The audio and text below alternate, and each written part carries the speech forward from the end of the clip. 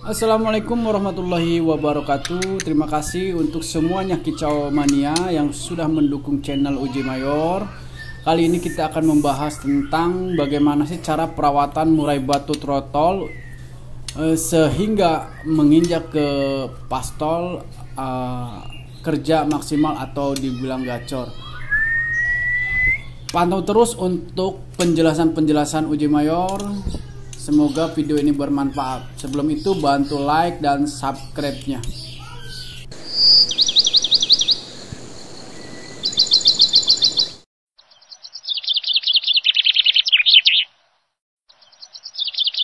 Terima kasih yang sudah mendukung, subscribe-nya dengan channel ini. Yang belum subscribe, ditunggu untuk subscribe-nya. Untuk perawatan trotolan murai batu itu pastikan, yang pertama itu kita pastikan terah kita bagus, terah yang kita beli itu bagus. Yang kedua, cara perawatannya konsisten. Yang ketiga, jangan sampai tergiur dengan harga yang murah.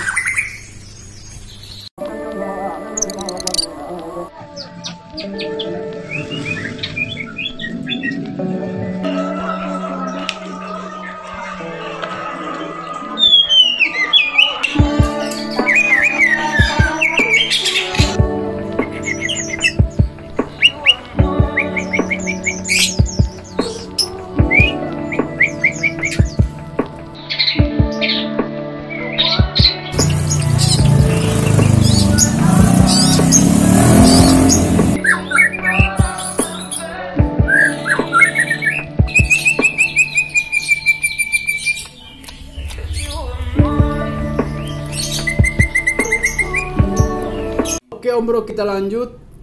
Poin pertama, kenapa sih kita harus membeli anakan dari yang terah prestasi atau yang terah berkualitas?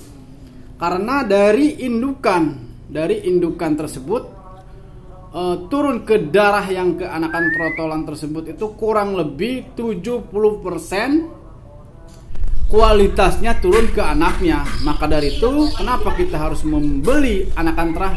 Yaitu kualitas dari indukan tersebut akan turun kepada anakan tersebut. Maka dari itu kita jangan tergiur dengan harga-harga murah, gitu ya. Jangan harga murah. Kebanyakan kan kurang lebih tipisnya itu ya, perbedaannya kurang lebih 300 nyampe 500 ribu lah untuk membeli anakan-anakan terah bagus. Kebanyakan untuk pemain pemula ini beli yang murah. Nah itu. Maka dari itu, untuk menjadikan suatu burung gacuan kita untuk maksimal di bulan berikutnya atau pastol, kalau kita memilih burung yang berkualitas, insya Allah dari indukan berkualitas insya Allah akan turun ke anaknya. Makanya banyak yang pemula ini menyesal di kemudian udah merawat selama itu akhirnya jong gitu ya, bunyi doang. Oke Om Bro. Nah, dan ini untuk poin untuk perawatan murai trotol ya. Kita bahas di perawatan ini dari usia mandiri. Dari usia mandiri ini maksudnya udah ngepur total ya. Kurang lebih kalau biasanya udah pur total itu kurang lebih 1 sampai setengah bulan udah pur total ya. Jadi pastikan burung itu dari perawatan nih, pastikan burung itu semi jinak atau nggak terlalu jinak lah gitu ya, atau bisa dibilang jinak lah. Jadi biar dia itu tidak takut sama orang ya. Jadi perawatannya, kita dari settingan ekstra puding berupa jangkrik itu jangan kita takar untuk seusia trotolan 1 bulan atau mandiri, jangan kita takar gitu ya. Kalau bisa ya, kalau misalkan kita mempunyai perkiraannya, taruhlah sebanyak mungkin 10 ekor jangkrik plus 5 sampai 10 ekor ulat Hongkong. Nah, kenapa kita campur ulat Hongkong? Karena untuk biasanya dari ulat Hongkong tersebut itu kan dia mendongkrak birahi juga, mendongkrak emosi juga. Jadi extra fooding ulat Hongkong itu bisa berperan. Kesatu dia bisa mencepatkan pertumbuhan burung biar lepas trotolnya, biar bisa cepat. Kebanyakan 3 bulan juga nyampe 4 bulan udah pastol atau mutasi ke pastol, begitu ya Om Bro ya. Maka dari itu, dari takaran kesehariannya tidak usah ditakar. Kalau udah pun ditakar kurang lebih 10 jangkrik 10 ulat Hongkong pagi dan sore hari. Dan untuk kesehariannya tidak usah dikerodong Om Bro. Jadi untuk kesehariannya tidak usah dikerodong Om Bro, biarin aja diablak. Jadi untuk ketinggiannya pun jangan terlalu tinggi, walau sewaktu digantung ya kan. Kurang lebih 2 meter sampai ke 3 meter aja Om Bro. Jadi dia biar terbiasa dengan apa yang ada di lingkungan tersebut gitu ya. Jadi tidak takut lah melihat orang lulu lalang seperti itu. Jadi mentalnya itu dijor sewaktu dia kecil. Jadi dia biar tidak kaget gitu ya. Kenapa diablak juga ya? Karena seperti itu Om Bro gitu ya.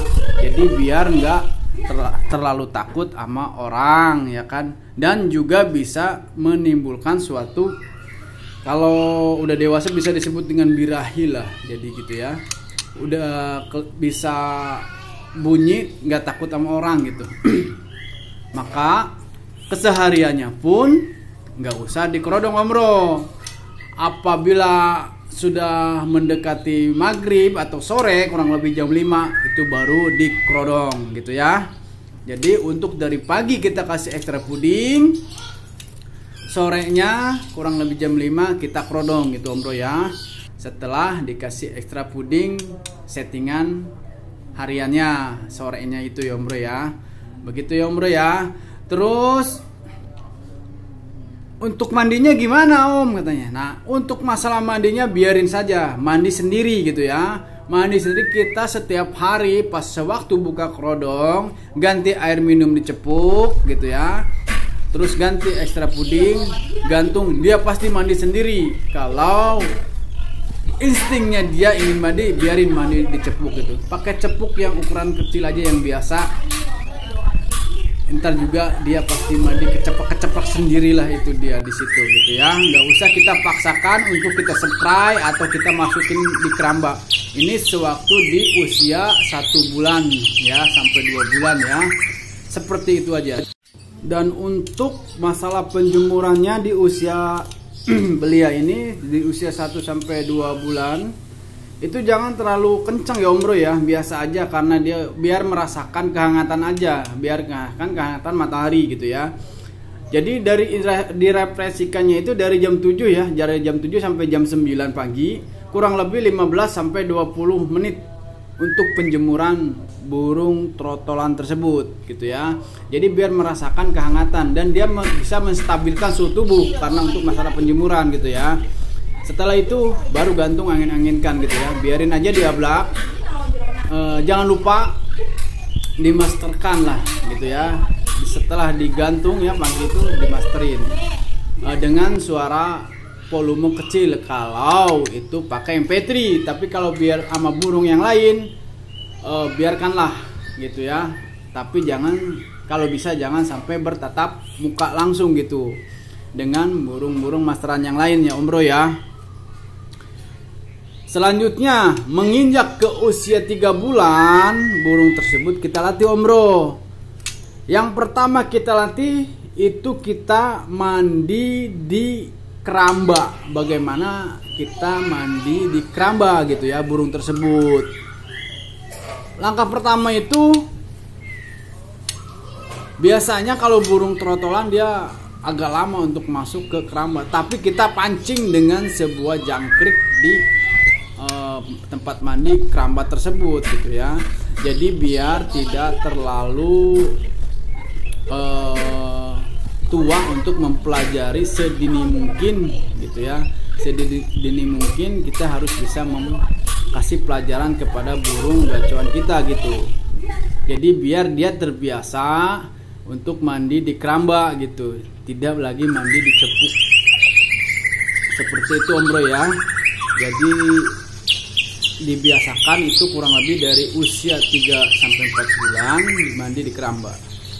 Jadi seperti itu Om Bro ya, belajar mandi di keramba. Jadi biar dia terbiasa apabila pintu terbuka dia loncat ke keramba dari titik A dan ke titik B untuk pembelajaran keselanjutannya untuk pengejaran pengumbaran. Itu pun setelah pastol Om Bro ya.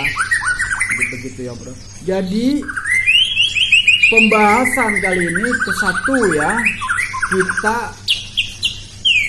melihat trah dari burung anakan. Karena dari trah anakan murai batu yang bagus itu akan menjamin kebagusan juga 70% ke anakan trotolan tersebut ya Bro ya. Kedua, tentang perawatan yang konsisten begitu ya Bro ya. Ketiga, rawatlah sepenuh hati. Oke Bro, terima kasih sudah menonton perawatan murai batu pas trotol ini. Semoga bermanfaat. Salam kicomania. Assalamualaikum warahmatullahi wabarakatuh.